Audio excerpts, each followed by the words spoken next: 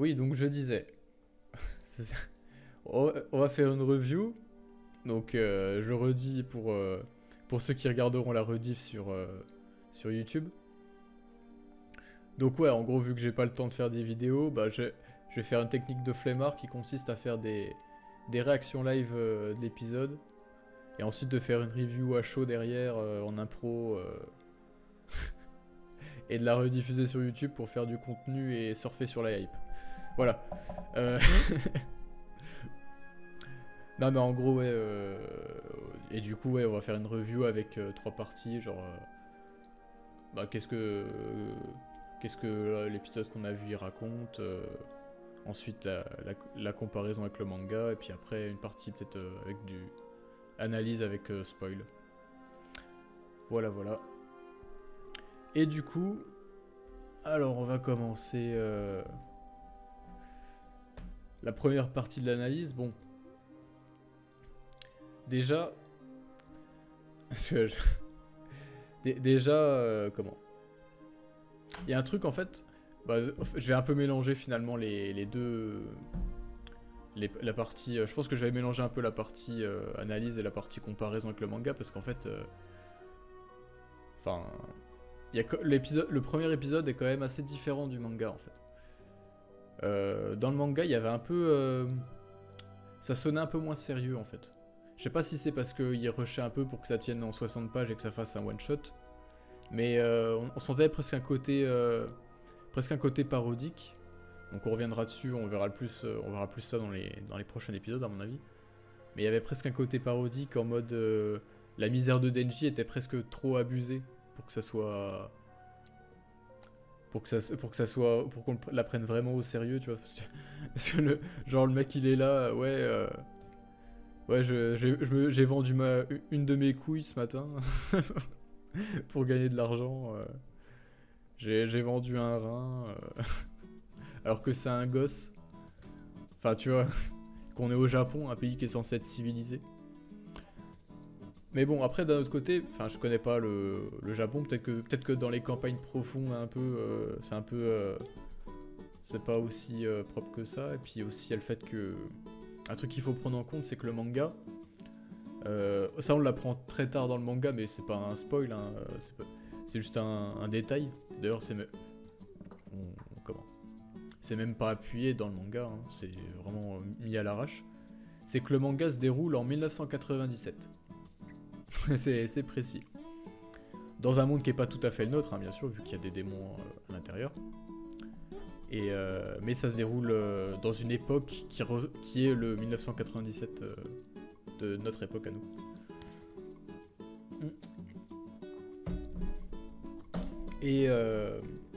Et sachant que Fujimoto a choisi cette date pour une raison très simple, c'est qu'en 1997, il n'y avait pas de téléphone portable, et que quand des personnages qui vivent dans notre époque à nous savent pas quoi faire, savent pas comment, genre ils sont là, ils disent merde, comment on fait, comment, en gros ils ont besoin d'informations qu'ils connaissent pas, mais ils sont dans la merde parce que voilà ils peuvent pas les trouver.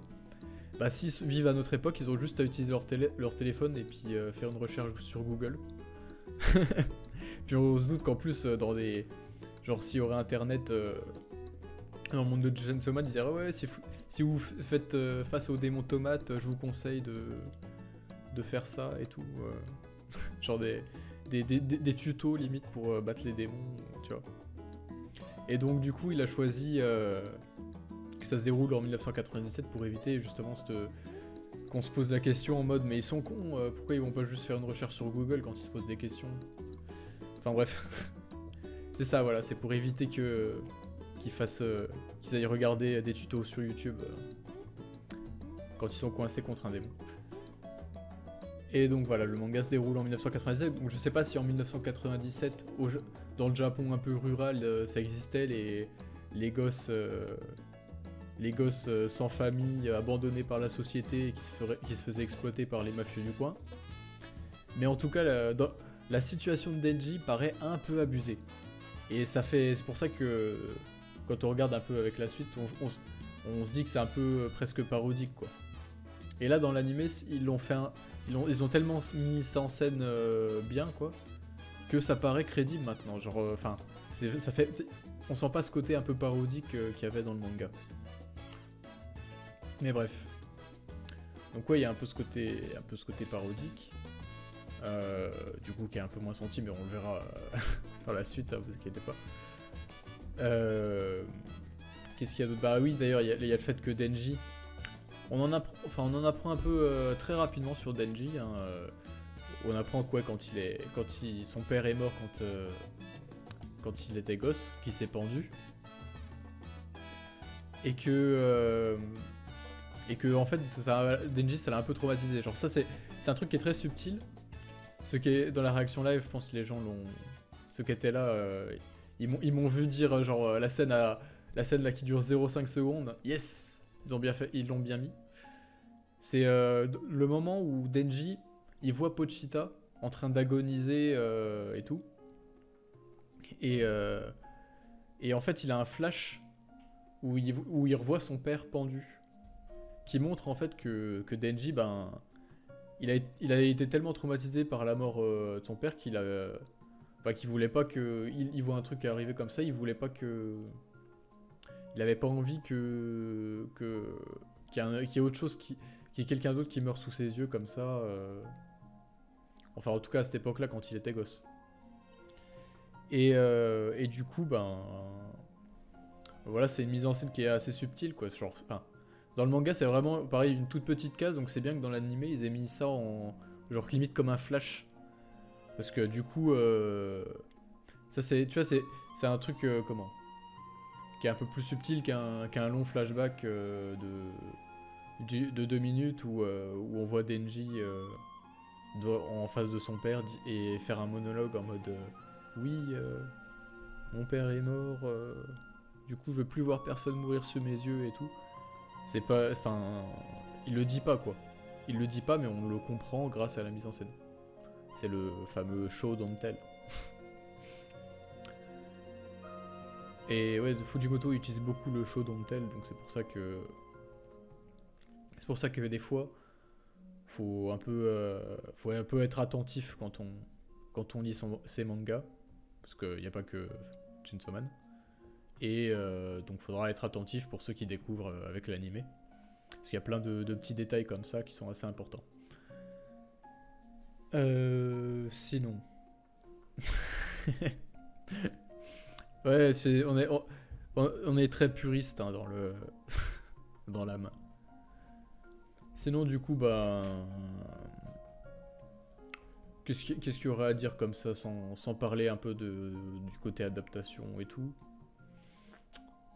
Bah y a le côté ouais, enfin c'est difficile d'en parler bien correctement parce que faut éviter de spoiler les gens. Mais oui, on sent déjà direct que Makima sera un personnage important et puis bon, je pense que si vous n'êtes pas dans une grotte, vous savez qu'il y a toute une Zumba autour de ce personnage. Mais je vais pas en dire plus parce que pour l'instant on a rien vu quasiment.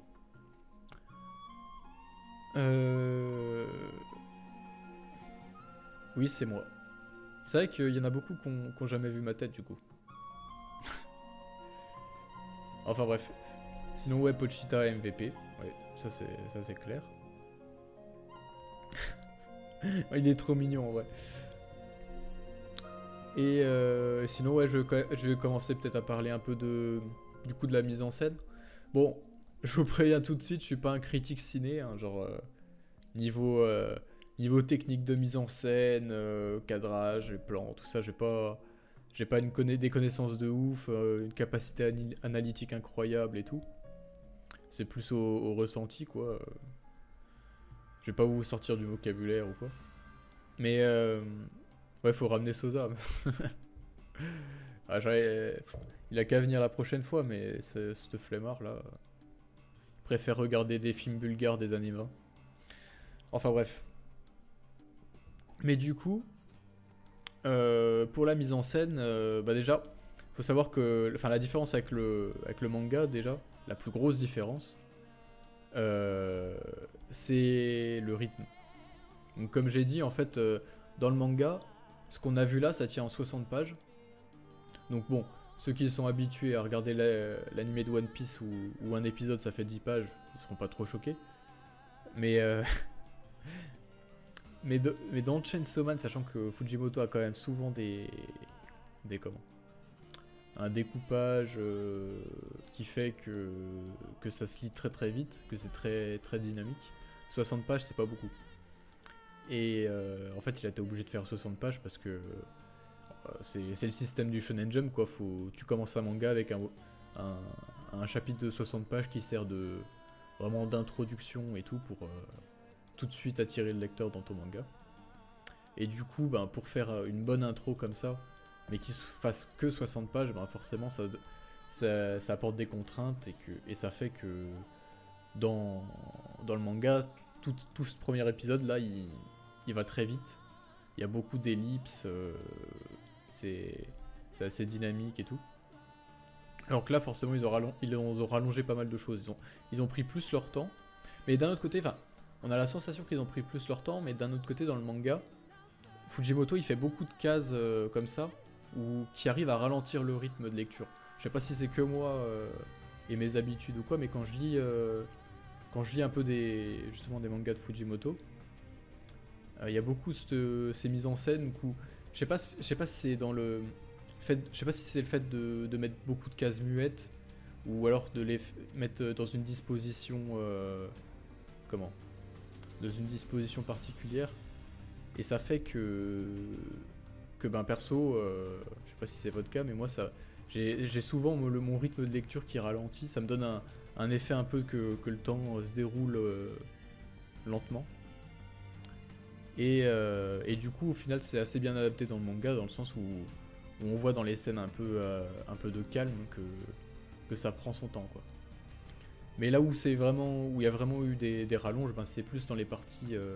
Oui, c'est surtout dans la partie 2, parce que dans la partie 2, il en a plus rien à foutre, il fait ce qu'il veut, et peu importe que le manga mette 2 tomes pour démarrer.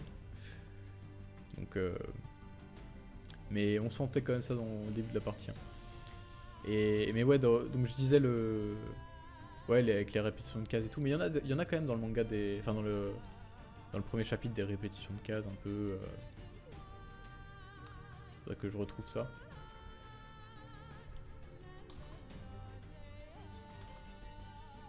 Il y a pas mal de cases. Attends, je vais essayer de cases un peu muettes. Tiens, attends. Hop. Voilà. On voit un peu des cases comme ça, un peu muettes. Ou... Hop. Enfin voilà, on sent que tu vois qu'il y a des rythmes. C'est-à-dire c'est ça que je disais tout à l'heure avec le père. Où il regarde Pochita en train de crever. Et où il revoit son père pendu. Mais on voit bien là, avec son expression que ça le choque, quoi, qu'il a pas envie de revoir ça. Et que c'est pour ça qu'après il demande à Pochita de sauver sa peau. Mais bon, il en profite quand même pour lui faire passer un contrat. Ah bref. Mais je sais plus ce que je voulais dire, du coup je me suis un peu perdu. Chainsaw Man serait-il un manga contemplatif?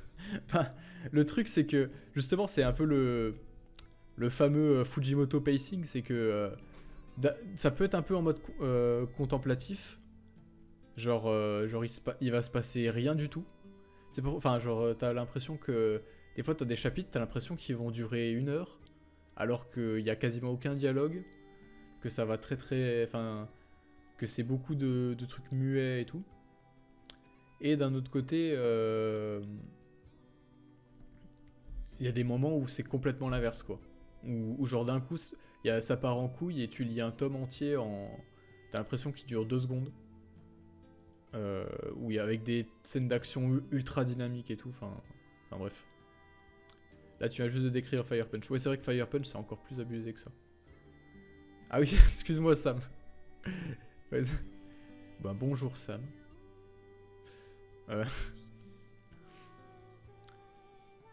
Et ouais, enfin bref. Et du coup, ouais, ça joue pas mal là-dessus et tout. Donc c'est pour ça que j'étais content que je voyais il y avait des scènes un peu de calme qui étaient vachement bien retranscrites, quoi, qui prenaient leur temps. Et autre point, j'en ai déjà parlé par exemple pendant la réaction, mais les musiques, c'est solide, hein. Il y a Ushua la musique, donc ben, j'avais déjà dit, mais c'est le mec qui a fait les musiques de Devilman Crybaby. Il a fait aussi les musiques de Silent Voice, de Ping Pong. Enfin bref, il a fait des... Il a pas fait énormément d'animés, mais tout ce qu'il a fait, c'était incroyable. Genre Devilman Crybaby... les épisodes 8, 9, 10, il m'a traumatisé juste avec les musiques. Enfin bref. Et en fait, c'est un gars qui est assez complet, qui peut te faire des musiques ultra épiques pour les combats, qui peut te faire des musiques qui te foutent en dépression et tout. Mais qui est aussi très très fort pour les musiques un peu slice of life en fait. Un peu de quotidien, tranquille, tout ça. Et puis là, on le voit bien, il y a des musiques un peu qui étaient en mode... pas détente, mais limite mélancolique quand on regardait des scènes un peu du quotidien. Genre, je pense à la scène où t'as le flashback, genre quand Denji il meurt et que t'as le flashback avec Pochita et tout.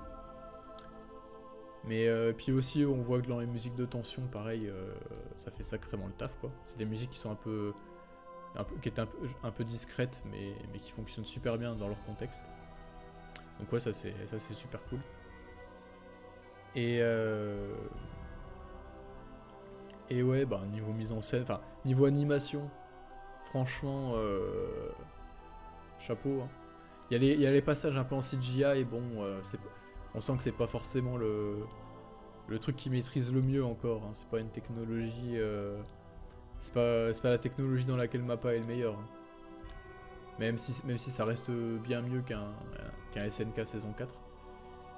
Mais ouais, le reste niveau animation, wow. C'est de l'animation, on dirait un peu un film, quoi. Puis même au niveau de... Enfin, je vous ai dit, j'y connais rien en cinéma, hein, mais au niveau des plans, des trucs comme ça me donne l'impression que c'est beaucoup plus réfléchi que la plupart des animés où les plans se ressemblent un peu tous, où il n'y a pas vraiment de... Enfin, la plupart des animés. Pareil, il y a plein d'animés qui sont très bien, qui sont même encore meilleurs, hein, mais... je veux dire, les adaptations un peu gros budget, généralement, ça se casse pas forcément la tête sur l'animé, des fois ça reprend même case par case le manga, pour être sûr que ça marche bien, enfin bref. Là on sent qu'il y a vraiment un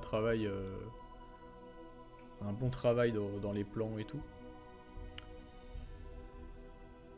Et puis d'un autre côté, heureusement, parce que le manga, la mise en scène du manga est assez solide, hein, quand même. Et puis ouais, ben après, pour l'instant ils n'ont pas encore eu de scène ultra dure à adapter en vrai. Je me dis, la scène dure à adapter, c'était justement le massacre un peu des démons. Attendez, je vais vous montrer. Donc ouais, il y a toute la partie voilà, où ça c'était bien et tout. Mais t'as cette double page là qu'on voit pas dans l'animé, qui a été modifiée un peu, avec juste Denji qui trucide et tout. Et dans cette case là, il y a vraiment... cette case là, elle est vraiment incroyable, cette double page, parce qu'on voit vraiment le côté oppressif avec tous les démons qui l'entourent et tout, et puis Denji qui se positionne au-dessus comme ça, comme un fou furieux et tout. Enfin, ça crée une ambiance comme si c'était vraiment un truc ultra chaotique. Et cette double page, vraiment, je la trouve géniale. Et en plus, après, elle enchaîne... Enfin, la suite, c'est juste une ellipse, où après, il y a Makima qui arrive voir qu'ils ont tous été massacrés par Denji. Et il n'y a pas eu vraiment cette ellipse-là dans l'animé. Dans l'animé, c'était plus dans la continuité, en fait. On dirait un peu Doom, ouais. Bah en fait, après c'est compliqué à adapter parce que justement ils ont pas fait d'ellipse quoi. Et puis ça c'est un truc qui marche même mieux en BD en fait. Genre dans le sens où comment où là on a des cases qui sont normales et tout, où les cartes et puis d'un coup t'as un grand plan comme ça sur une grosse double page. Du coup ça fige un peu le temps. Ça montre, ça condense un peu toute l'action en une page et puis après tu peux faire une ellipse sans que ça soit choquant et tout, alors qu'en animé, vu qu'en animé c'est un peu tout le temps le même cadre entre guillemets, genre t'as pas les cases de manga où tu peux faire des cases plus petites, puis d'un coup une grosse case qui fait que ça donne une impression de plan hyper large. En animé c'est un peu tout le temps, c'est tout le temps le même plan, le même ratio. Enfin je sais pas si c'est très compréhensible ce que je dis. Et du coup ouais c'est... Enfin bref, après peut-être qu'ils auraient pu faire ça mieux que ça, hein, je sais rien. J'ai pas d'idée plus que ça. Et oui, justement, on me parle des scènes, parce que on le verra plus tard dans d'autres épisodes, mais Fujimoto il joue beaucoup avec les codes de la BD pour faire des mises en scène assez uniques et impossibles à retranscrire en animé. Et du coup, justement, la question c'est comment il va les adapter. Et il y a un petit exemple que je trouve marrant, qui est pas incroyable, hein. C'est celui-là. Où en fait, tu vois, c'est tout con, hein. C'est pas un truc de dingue, hein, mais ça permet un peu de montrer comment il arrive à faire ça. C'est où t'as la... Là, tu sais, t'as la main de... Enfin, les membres de Denji qui sont découpés. Et tu les vois chacun sur une case différente. Et au moment où ils se rassemblent, ben, la case ne fait plus qu'une. Ça, tu vois, c'est un petit truc à la con, hein. C'est pas un truc de génie et tout. Mais ça montre que voilà, il joue un petit peu avec les cases, avec la façon dont il se positionne et tout, pour faire des mises en scène comme ça qui marchent super bien en BD. Voilà, voilà. Sinon, qu'est-ce que je pourrais dire de plus Je sais pas, là, y a rien qui me vient en tête plus que ça. Globalement, je trouve que c'est... En fait, comment dire Disons que ça prend beaucoup plus au sérieux... Disons que l'anime se prend beaucoup plus au sérieux que le manga, j'ai l'impression. Donc en termes d'adaptation, c'est un choix. Genre, c'est pas forcément bien ou mal. C'est un choix d'adaptation où voilà, ils ont décidé de le prendre un peu plus au sérieux. Je sais pas ce que ça va donner pour la suite.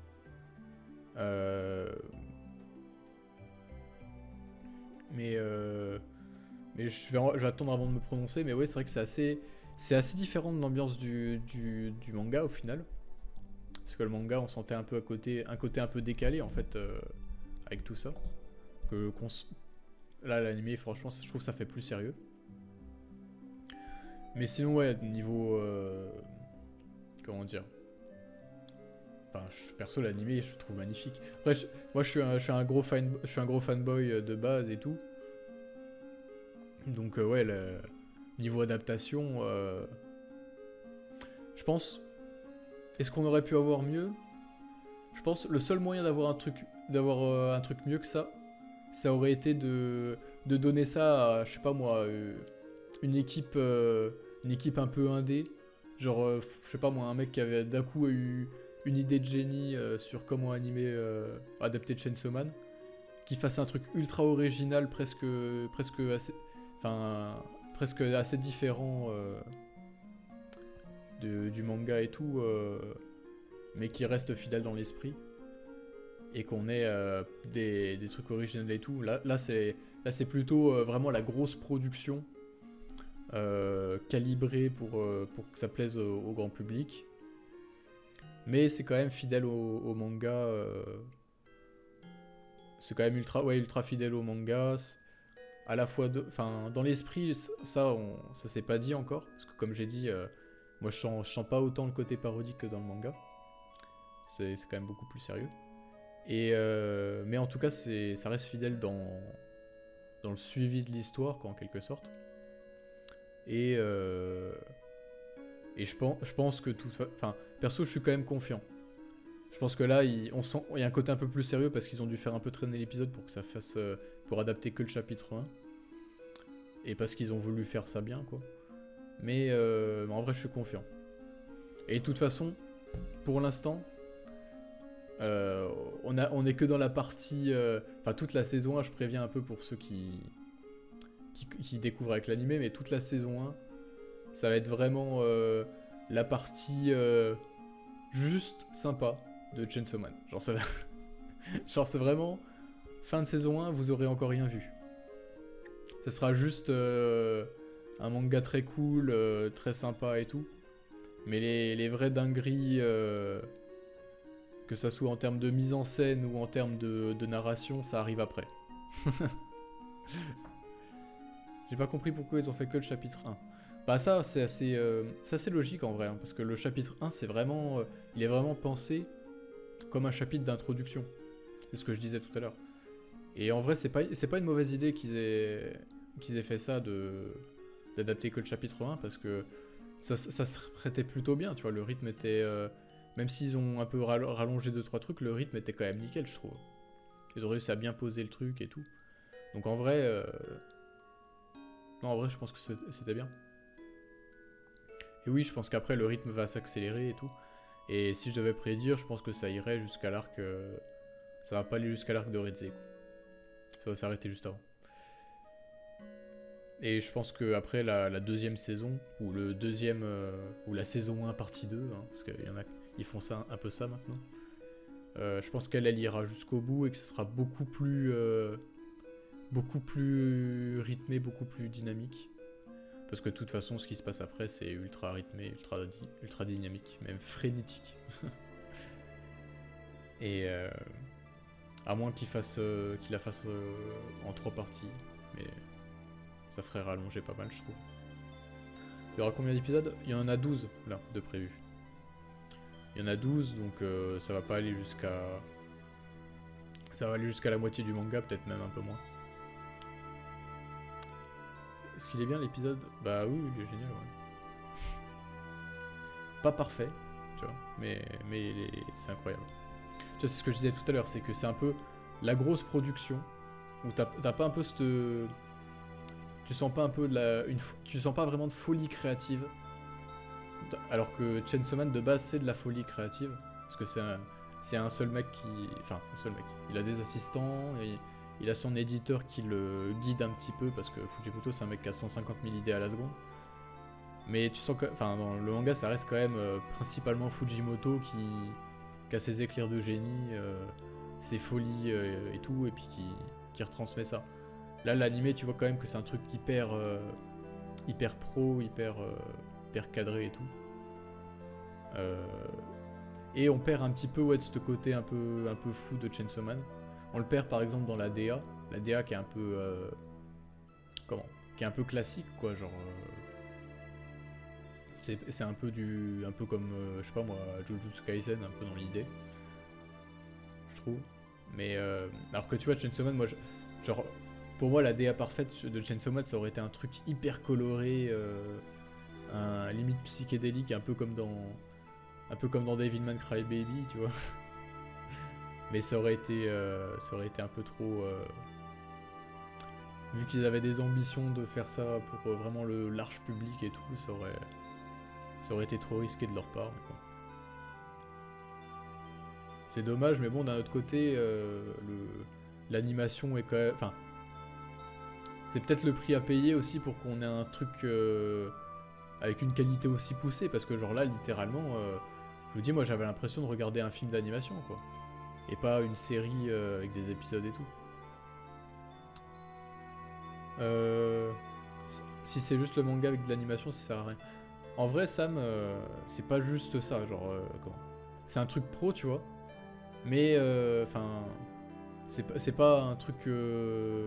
qui va réinventer le manga en fait. C'est un truc qui va essayer de l'adapter au mieux, mais tu vois, mais il y a quand même de bonnes idées de mise en scène et tout. qui viennent pas du manga, qui ont été laissés par... Enfin, tu sais, c'est vraiment le storyboarder qui a, qui a fait ces scènes-là, qui s'en est bien sorti, hein. Il y a des putains de plans. Hein. Tu sais, moi, je peux pas te faire une critique à la Sosa avec... où je t'explique avec des mots savants comment, comment était tel plan et tout, mais juste pour te dire que dans la plupart des animés, t'as pas des plans aussi travaillés que ça. Genre, c'est quand même au-dessus du lot. Est-ce que Fujimoto a eu son mot à dire sur l'animé? Bah ça, tu sais, c'est toujours un peu opaque, hein. Genre, enfin, il y a toujours beaucoup de com là-dessus. Ils ont dit que Fujimoto avait regardé les storyboards, qu'il avait participé à l'élaboration de l'animé. Mais après, ils disent souvent ça pour un peu toutes les grosses adaptations d'animé, parce qu'ils savent très bien que c'est niveau marketing, ça donne la hype aux gens. Et des fois, tu peux douter de la réalité de ce qu'ils disent, parce que bon, le mangaka... puis oui, il y a aussi le fait que le mangaka, tu le fous dans le projet, genre tu vas pas lui demander de s'investir énormément parce que le mec c'est déjà un putain d'esclave là, il bosse 100 heures par semaine pour sortir son chapitre toutes les semaines là. Donc il a pas forcément le temps de bosser à fond dessus. Tu vas lui montrer un peu comment l'équipe fait son animé, le gars il va être fou de joie parce qu'il voit son manga être animé et tout, pour lui dans sa tête c'est un truc de ouf, tu vois, genre et il va pas du coup il va pas aller dire ouais non, votre truc c'est de la merde, franchement faites pas l'adaptation, arrêtez tout. Non, le gars il voit son manga adapté en animé, même si c'est pas terrible, il a les étoiles plein les yeux, tu vois. Donc voilà, entre ça et puis le fait qu'il se serve du truc, ouais il a bossé sur l'animé et tout comme outil de communication, je pense qu'on peut en douter, hein. À mon avis, Fujimoto, il a juste vu les storyboards, il a dit ouais c'est cool, et puis voilà. Plus il pensait pour le mangaka d'Exarm. Ah lui, je pense que ouais, il a pas été consulté. Enfin bref. Mais voilà, enfin, je vais dire comment. Je peux vous donner un. Je digresse un peu, mais pour vous donner un exemple. Merde, je me rappelle plus comment il s'appelle le mangaka de Kingdom. Enfin bref, j'allais dire Tetsuo Hara, non, c'est pas lui. Non, si, c'est Hara quelque chose, je crois. Enfin bref. Ouais, donc le mangaka de Kingdom, quand l'animé dégueulasse est sorti, là, bah dans les mots de son manga, il disait quand même ouais, l'animé est sorti, c'est génial, allez le voir et tout. Parce que, tu vois, il avait pas trop le choix, tu vois. Oui, voilà, Yasuya Asahara. Bref. Et du coup, ouais, enfin, voilà, il a tout de suite dit, ouais, le manga, ouais, l'animé, enfin, allez voir l'animé, quoi. Parce que bon, déjà, je pense que s'il espère qu'un jour il a un animé plus propre, vaut mieux pas qu'il dise que ça pue la merde, parce que sinon les mecs ils vont un peu le blacklister. Et, et puis aussi, t'as ouais, ce côté, ben, son travail est enfin mis en avant sur un animé, il va pas cracher dans la soupe, quoi. Enfin bref. Donc ouais, c'est ça pour dire que les arguments du style le mangaka a bossé dans l'animé, faut se méfier, quoi, faut pas s'attendre à un truc de ouf. Mais perso je suis quand même confiant, parce que, et ça c'est ma théorie, c'est parce qu'il y a l'effet Fujimoto. L'effet Fujimoto, c'est la théorie comme quoi tout ce qui touche de près ou de loin à Fujimoto, ça se transforme en or. Genre le mec, tous les mangas qu'il a fait, c'est génial. Enfin, il y a plein d'assistants à lui qui ont fait des mangas géniaux aussi. Tous les mecs qui font des fan art de Chainsaw Man ou même des fan animations, c'est tout le temps incroyable. Enfin bref. Ça c'est l'effet Fujimoto. Je pense il élève il révèle le talent latent des gens, tu vois. Non, en vrai, je déconne, hein, c'est... Mais oui, c'est quand même marrant de voir qu'à chaque fois qu'il fait un truc, ça se passe bien. Donc bon, voilà, j'espère que la suite sera cool aussi, quoi. Et du coup, ouais, je pense pas que je vais peut-être pas faire du coup de partie spoil, parce qu'il n'y a pas grand chose à dire. Il y a quelques petits foreshadowing à droite à gauche, mais à la limite, ça j'en parlerai quand au moment venu, hein. Et puis il y a des... Oui, dans les prochains épisodes, il y aura peut-être des trucs comme ça qui seront plus intéressants à dire en spoil. Mais juste pour dire vite fait, sans spoiler, que là on est dans la partie calme de Chainsaw Man. La partie un peu genre divertissante, on va dire.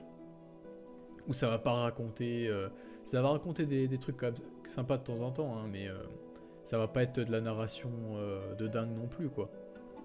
On n'est pas encore sur la branlette philosophique comme j'ai l'habitude de vous donner. Ça viendra plus tard, en saison 2. Mais c'est juste que faut savoir que cette partie-là,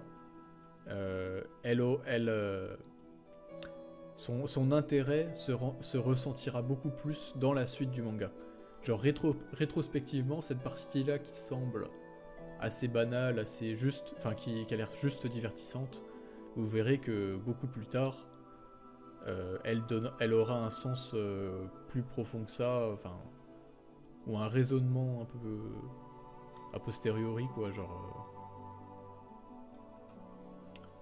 enfin voilà, que quand vous regarderez le début, enfin toute la saison 1 après avoir vu la saison 2, vous regarderez pas la même chose.